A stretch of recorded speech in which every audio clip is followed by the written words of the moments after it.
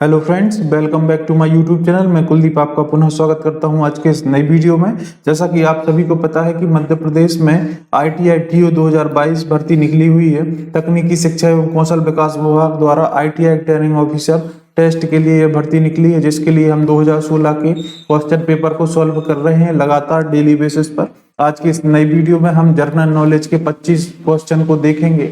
ऐसे क्वेश्चन जो previous year परीक्षा में आए हुए क्वेश्चन होंगे और आगामी परीक्षा के लिए अत्यंत महत्वपूर्ण साबित होने वाले हैं, क्योंकि हम इन क्वेश्चन के साथ साथ उन सभी तथ्यों पर बात करते हैं जो आगामी परीक्षा के लिए अत्यंत महत्वपूर्ण होने वाले हैं।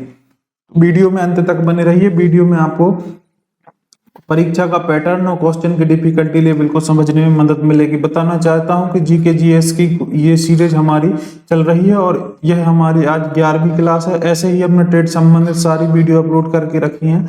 पटवारी के लिए भी वीडियो आने वाली है और दो तीन वीडियो अपलोड कर चुका हूं। साथ ही साथ पटवारी में आने वाले कंप्यूटर को भी अभी हम प्रीवियस ईयर क्वेश्चन पेपर को देखेंगे, जो कोपा वालों को अत्यंत यूजफुल होने वाले होंगे। तो वीडियो में अंत तक बने रहिए। ये वीडियो आपके लिए हेल्पफुल होने वाली है। हमारा पहला क्वेश्चन है, किस धार्मिक संस्था ने भारत सरकार की सोने की मुद्रीकरण योजना में सोने की बड़ी मात्रा को निवेश करने का निर्णय लिया था? तो तिरुपति देवस्थान जो मंदिर है तमिलनाडु में, इस ट्रस्ट ने भारत सरकार की सोने की मुद्रीकरण योजना में बड़ी मात्रा में निवेश करने का निर्णय लिया था, क्योंकि सर्वाधिक सोना इसी मंदिर के पास है। नेक्स्ट क्वेश्चन, मध्य प्रदेश में वन्य जीव उद्यानों की संख्या कितनी है? तो 2016 के परिप्रेक्ष्य में देखें तो वन्य जीव उद्यानों की संख्या थी 9। आपको मैंने कल की वीडियो में डिस्कस किया था वन्य जीव संरक्षण अधिनियम। वन्य जीव संरक्षण अधिनियम कब का है? ये वन्य जीव संरक्षण अधिनियम 1972 का है और इस अधिनियम के तहत 1973 में भारत में प्रोजेक्ट टाइगर को लेकर के आया गया था। तो भारत में प्रोजेक्ट टाइगर 1973 और वन्य जीव अधिनियम 1972 का ये अधिनियम है। नेक्स्ट क्वेश्चन, मध्य प्रदेश की सबसे लंबी नदी बताइए? तो मध्य प्रदेश की सबसे लंबी नदी है नर्मदा नदी और भारत की यह पांचवी सबसे बड़ी नदी है। भारत में अगर देखी जाए तो पांचवी सबसे बड़ी नदी लंबी नदी, और मध्य प्रदेश में देखा जाए तो नर्मदा सबसे बड़ी नदी हो जाएगी। नर्मदा का उद्गम अमरकंटक की पहाड़ियों से इसका उद्गम होता है। अमरकंटक की पहाड़ियों से अनूपपुर जिले में इसका उद्गम होता है। नेक्स्ट क्वेश्चन, 1 नवंबर 1956 के पूर्व मध्य प्रदेश की राजधानी क्या थी? मध्य प्रदेश की राजधानी नागपुर थी और मध्य प्रदेश का हाई कोर्ट भी नागपुर में ही था। मतलब 1956 से पहले मध्य प्रदेश की राजधानी भी नागपुर में थी और हाई कोर्ट भी मध्य प्रदेश का नागपुर में ही था। 1 नवंबर 1956 के बाद मध्य प्रदेश में 4 स्टेट को पार्ट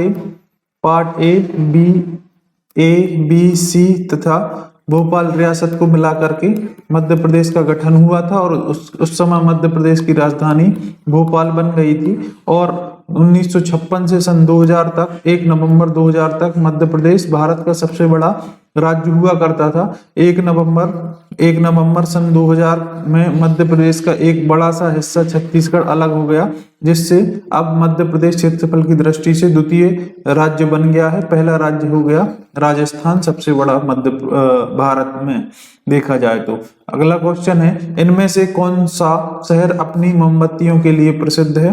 तो नैनीताल शहर मध्य प्रदेश में नैनीताल शहर है जो यह अपनी मोमबत्तियों के लिए प्रसिद्ध है। नेक्स्ट क्वेश्चन, अच्छा अभी हमने देखा कि भोपाल मध्य प्रदेश की राजधानी कब बना? सन 1956 में यह मध्य प्रदेश की राजधानी बना।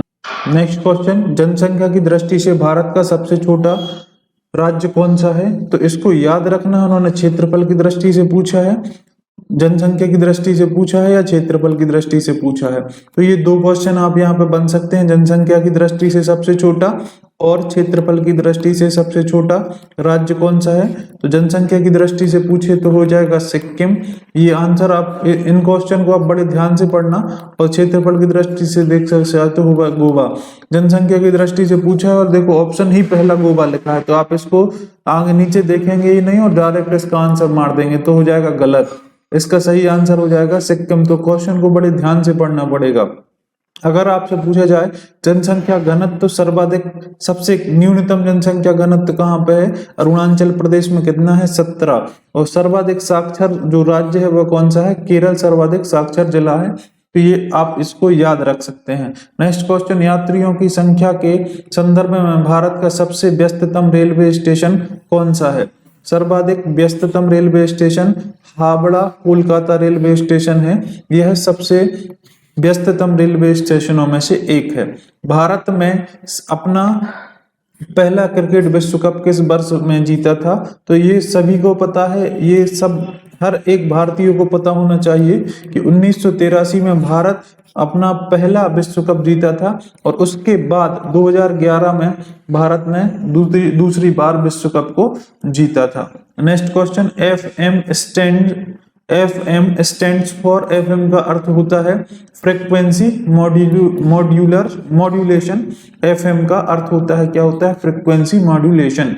नेक्स्ट क्वेश्चन है, असंगत पहचान कर अलग करें, असंगत पहचान कर अलग करें प्रिंटर, फ्लैश ड्राइव और एक्सटर्नल हार्ड डिस्क, ये अलग चीजें हैं और इसमें माउस अलग चीज है। तो इसका सही आंसर हो जाएगा माउस। निम्न में से किस शहर का नाम परमार सम्राट राजा भोज के नाम पर रखा गया। राजा भोज के नाम पर भोपाल शहर का नाम क्या रखा गया था, भोजपाल, और धीरे धीरे यह बदल करके भोपाल के नाम से इसको जाना जाने लगा। तो इसका सही आंसर हो जाएगा भोपाल। हमने ग्वालियर के बारे में पढ़ा था। ग्वालियर में तानसेन समारोह, कौन सा समारोह, तानसेन समारोह ग्वालियर में होता है। तानसेन समारोह ग्वालियर में होता है और साथ साथ तानसेन की जो समाधि है वह भी कहाँ पे है, तानसेन समाधि भी कहाँ पर मिलेगी आपको, ग्वालियर में ही मिलेगी। नेक्स्ट क्वेश्चन है, नवद्वीप में भागीरथी तथा जलांगी नदी का संगम जहां गंगा की एक सहायक नदी निर्मित होती है वह कहाँ, यह सहायक नदी है कौन सी, हुगली सहायक नदी है। और हुगली नदी कौन से शहर के किनारे है, तो आप देख सकते हैं हुगली नदी के किनारे कोलकाता शहर स्थित है। तो इसका सही आंसर हो जाएगा हुगली नदी।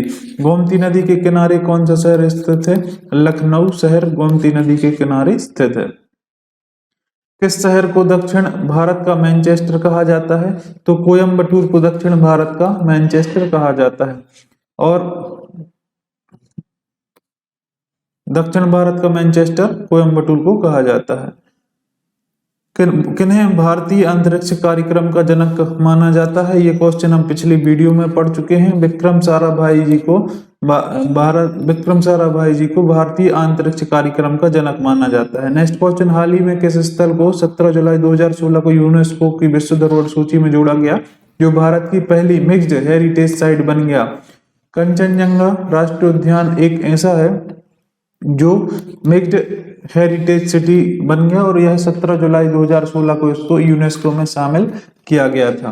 नेक्स्ट क्वेश्चन है, निम्न में से कौन सी समय की इकाई नहीं है, प्रकाश वर्ष, यह दूरी की इकाई है, इसको याद रखना अच्छे से। प्रकाश वर्ष, वर्ष देख करके कंफ्यूज नहीं होना है। लाइट ईयर है, यह दूरी की इकाई है, तो यह समय की इकाई नहीं है। सेकंड, नैनो सेकंड और माइक्रो सेकंड यह समय की इकाई है। दूरी की इकाई क्या है, प्रकाश वर्ष। तो इस क्वेश्चन के परिप्रेक्ष्य में हमारा सही आंसर हो जाएगा प्रकाश वर्ष।